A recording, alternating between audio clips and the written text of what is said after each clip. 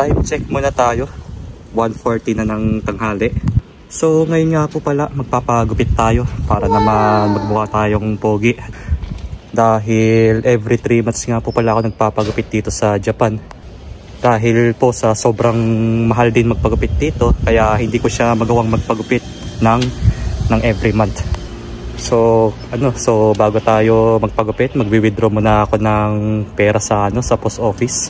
Okay po, andito na tayo ngayon para mag-withdraw. At ito nga pala yung ATM machine nila dito.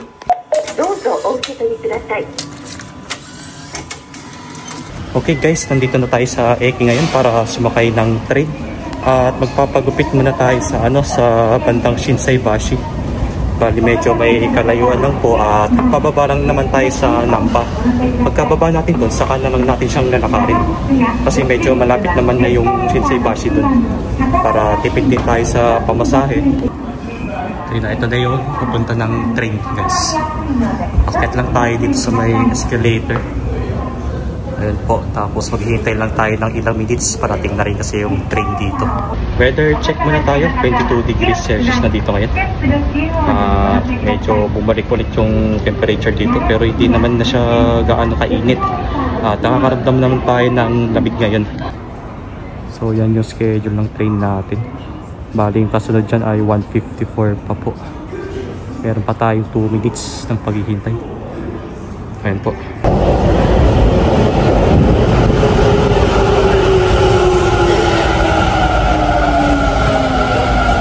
So ayun po, nakababa na rin ako ng train.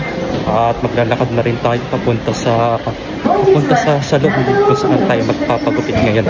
Bali dito na ako dumaan sa mismong subway kasi may shortcut naman kasi dito bago tayo umexit. Actually kada daan dito may mga exit. Yun po yung kagandahan dito. So umexit na ako dito guys. At yun nga lang, daming tao pa rin dito pagka itong oras. So pagkatawid natin dyan, yan na yung Shinsaibashi. At konting lakad na lang, makakarating na tayo sa salon. So pakita lang muna tayo kay Glikuman bago tayo umalis. Ayan po. Saka tayo tatawid dun. Pero naka-red light pa. Bawal tayo tumawid ng naka-red light. Kailangan din natin sumunod sa rules dito sa Japan. Simple rules lang po ito. Kasi marami pong mga pulis na nagbabantay dito sa kadahilanan na sobrang dami na rin ng tao. Kaya hindi lang po mga Hapon yung nandito, kundi mga foreigners na nanggaling sa ibang bansa, hindi lang mga Pilipino at iba pang mga lahi. At nakatawid na rin tayo dito sa may shopping bay. Pansin nyo na mas marami pa rin mga tao dito compared po kanina. So maglalakad lang tayo konti. After 5 minutes siguro makakarating na tayo. Medyo nakalimutan ko lang kasi yung daanan, kaya search ko na lang ulit sa Google Maps. Buti nga malaking tulong yung Google Maps sa atin para hindi tayo maligaw kung saan yung kung gusto natin puntahan. Pwede natin siyang i-search sa Google Maps para hindi tayo maligaw at alam natin yung daanan natin. Meron din pala silang Turkish na restaurant dito. Ayun po, kilala sila sa pagkain na shawarma at iba pang mga pagkain yan, mga kebab at iba pa. So lalakad lang tayo. Medyo konting diretso pa tayo. Ayun, naalala ko na pala. Andito na kasi yung school dito sa Shinsaibashi. Tapos konting diretso na lang. Tsaka tayo aakyat ng elevator. Wait lang, hanap na. Ito na. Dito tayo magpapagupit ulit. So dito pa yan sa Dam di Tokyo guys, na makikita yan dito sa Shinsaibashi, dito sa Osaka. Actually nagpagupit na ako dito nung last 3 months po yun, 3 months ago. At ang masasabi ko na ang galing nilang magupit dito. Wala akong masabi, kundi talagang magaling. Balisakay lang tayo dito sa elevator. Akyat tayo ng 4th floor. Ito po yung Dam di Tokyo, 4th floor lang tayo. Tsaka meron silang branch sa Tokyo, syempre. Yun po yung main branch nila.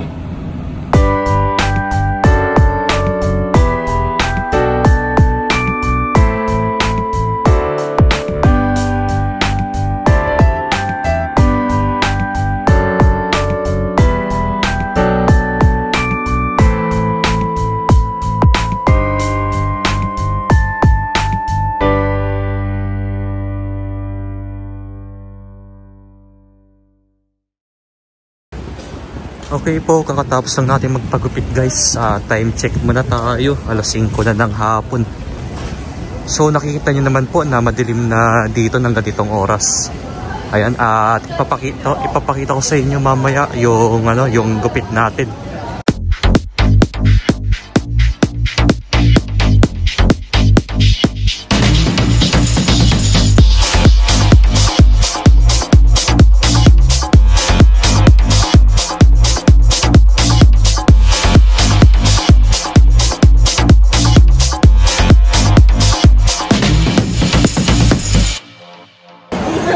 So time check na tayo, 5:50 na ng hapon.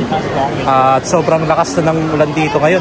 At napapansin nyo po na medyo basa na rin tayo dahil sa ulan ngayon. At sana nagustuhan nyo rin tong bagong gupit ko ngayon. At pinapalitan ko na rin ng kulay para maiba naman.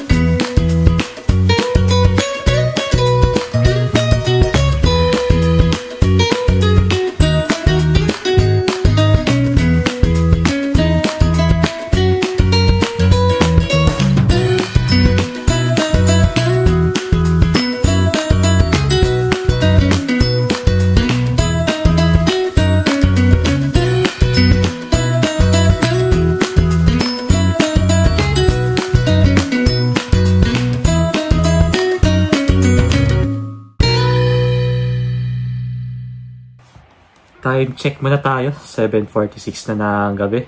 Bale, kakatapos ko lang din maligo at kakauwi lang natin dito sa bahay.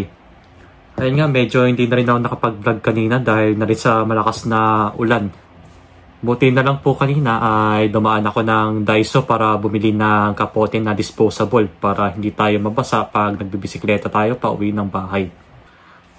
Ayun, start na ng ulan ngayon hanggang hanggang bukas na siya ng tanghali. Kaya buti na lang talaga at ang dami silang stock na disposable na kapote kanina. At ano pong masasabi nyo sa sa bagong gupit ko guys? Kung bagay ba, comment naman po kayo. Buti pa yung buhok pwedeng pagandahin pero yung mukha mahirap pagwapuhin, di ba? So anyways, may magpapa-shoutout nga po pala. Ayun, shoutout nga pala kay Sir PJ Velasquez. Thank you po. Maraming salamat po sa panonood ng aking vlogs palagi at ingat po kayo. So anyways, ito nga pala yung panahon sa ngayon. Nakikita niyo po dito na na maulan. Ayun po, nakikita niyo dito sa picture na maulan yan hanggang mag alas 12 ng umaga. Pero bukas start ng 12:01 AM, maulan pa rin hanggang bandang 10 AM kasi yan po yung ito po yung chance ng precipitation.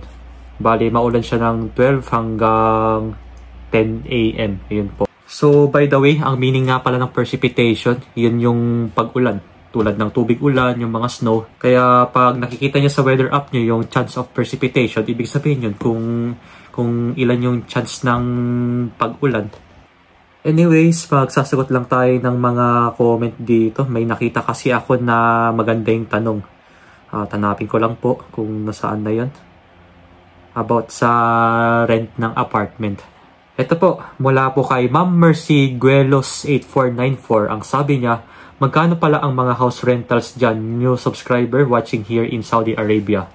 By the way, thank you po sa pag-subscribe sa aking YouTube channel at shoutout na rin po dyan sa inyo Ma'am Mercy from Saudi Arabia. So, tinatanong niya po kung magkano yung renta ko sa isang buwan. Hindi lang yung renta ko, kundi yung renta sa ibang mga bahay.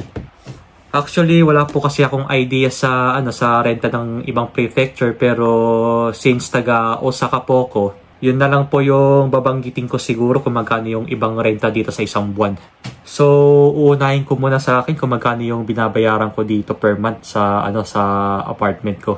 Bale, yung isang buwan na binabayaran ko dito ay nasa 40,000 yen po. Or katumbas siya ng 15,345 in pesos. Yan na po yung isang buwan ng renta ko dito. Actually po, isa na yan sa pinakamababang renta dito sa Osaka, yung 4 na lapad. Halos bibihira na lang po kayo makakita ng ng renta na nasa 3 lapad, ganun yung range. Parang iilan na lang po. At kadalasan po kasi sa mga renta dito sa Osaka, nasa yun po, 4 na lapad pataas. At ang normal na nakikita ko renta dito nasa 5 lapad, 6 na lapad, depende po yan sa type ng apartment. Kung magre-renta po kayo ng 1 room, 1 hour ang tawag sa amin dito, ayun pa yung range niya, pinakamura na po yung 4 na lapad dito po. Tapos may mga may mga 5 lapad din sila na renta sa isang buwan, 6 na lapad pa nga pag 1 room. At pag naghahanap po rin naman kayo ng medyo maluwag, katulad ng 1DK or 1LDK, 2LDK or mas malaki pa doon, expect nyo na po na mas mataas pa yung renta doon, nasa 7 lapad, pataas, 7, 8. Pag pag nasa 1LDK po, ganun. Pero pag medyo luma na kasi yung yung property, magre-renta sila ng medyo mas mababa doon dahil po sa dahil sa ilang taon na rin kasi na naitayo na property na yon. Pero pag bago naman po at bagong tayo, expect po natin na na medyo mataas po yung renta doon. So bago nga pala kayo maghanap ng ng ibang apartment or lumipat man ng ibang apartment, hindi lang po yung renta lang babayaran nyo doon. Meron pa silang paunang bayad nyo, yung tinatawag nila dito. Yun yung deposit, yung mga yung mga pangangailangan, yung iba kasi fire insurance, yung sa susi, key money, yun. At kasama rin yung management fee doon. Kaya kunwari, pag yung renta nyo is nasa 5 lapad sa isang buwan, ang paunang bayad nyo doon ay times 2. Yun po, times 2, times 3 pa nga yung iba. So, sabihin natin na nasa 20 lapad, 200,000 yen. Yun din po kasi yung patakaran dito guys pag lilipat ng ibang apartment. Talagang mas mahal ang paunang bayad. Tulad ko po dito, nung lumipat po ako dito, nasa 4 years ago na po yun eh. Hindi po 4 na lapad yung unang pabayad ko dun eh. Nasa umabot din ng 10 lapad nun. Yun yung paunang bayad ko nun. Yun yung sa isang buwan. Tapos after ng month na yun, bali renta na lang yung binabayad ko doon ng 4 na lapad hanggang sa nagstay na ako dito. At may share nga pala ako sa inyo guys, nakabili ako ng Toblerone dito. Ayun po, 100 grams po yung yung size ng Toblerone na nabili ko. At nabili ko ito sa may Namba ng 540 yen isang piraso. Kaya may kamahalan talaga yung Toblerone dito guys, halos doble yung presyo. Bali, bukas ko na lang kakainin yun. At ito na lang muna yung kakainin ko, itong ice cream. Dahil may naiwan pa naman po, marami-rami pa. Hindi na kasi ako masyadong kumakain ng ice cream pag ganito nakalamig yung panahon. Kaya ngayon na ulit tayo kakain.